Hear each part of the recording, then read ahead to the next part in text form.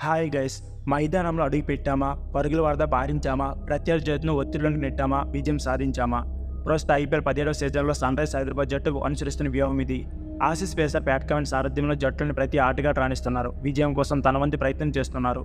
ఇదే జట్టును విజయాల బాటలో నడిపిస్తుంది. సోమవారం ఏప్రిల్ 10న బెంగళూరు జట్టుతో జరిగిన మ్యాచ్లో సన్ రైజ్ బ్యాటర్లు వచ్చి కొత్త రికార్డులు మోకరిల్లాయి. ఆరెంజ్ ఆర్మీ బ్యాటర్లు ట్రావిస్ హెడ్ 102, ఎంట్రెచ్ క్లాస్ 69 బౌండరీల ప్రవాహానికి బెంగళూరు చిన్న స్వామి స్టేడియం తడిసిముద్దయింది. మార్చి 27న ముంబై ఇండియన్స్పై 277 స్కోర్ చేసింది. నెలకొల్పిన ఐపీఎల్ అత్యధిక పరుగుల రికార్డును 20 రోజుల్లోపే మార్పించారు. బెంగళూరు గడ్డపై బౌండరీల వర్షం కురిపించారు. 287 పరుగులతో సరికొత్త రికార్డు నెలకొల్పారు. వీరి దూకుడు చూస్తుంటే ప్రత్యర్థి జట్టు మైదానంలో అడుగుపెట్టక ముందే భయపడలు చేస్తున్నారు. అచ్చం ఇదే విషయాన్ని హైదరాబాద్ కెప్టెన్ ప్యాట్ కమిన్స్ వెల్లడించారు.